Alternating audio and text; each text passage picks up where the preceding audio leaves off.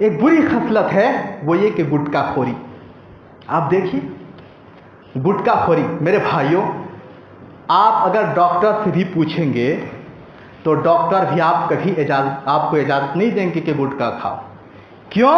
इसलिए कि इस गुटखे से सेहत पर भी असर पड़ता है, सेहत भी इससे नुकसान होता है। और मैं आपको कहना चाहूंगा मेरे नौजवान भाइयों, इस गुटखे में आपका कितना पैसा ज़ाय होता है, आप खुद हिसाब लीजिए। अगर एक दिन में आप 10 गुटखा खाते हैं, एक गुटखे का 5 रुपया है, तो कितना 50 रुपया एक दिन में आप खाकर थूकते रहे हैं। आप 50 रुपया खाकर थूकते रहे हैं, कोई फायदा नहीं। क्या फायदा है?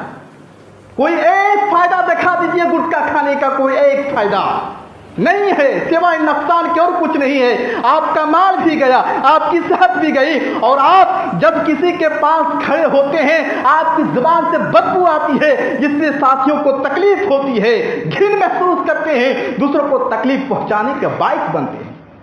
तो क्यों ऐसी खसलत को, ऐसी आदत को अपनाएं जो दूसरों को तकलीफ हो, और वही 50 रुपये को हम रखें और अपने बच्चों की तालीम में खर्च करें, या फिर खाएं तो अच्छी ग़िज़ा खाएं, अच्छी चीज़ें खाएं।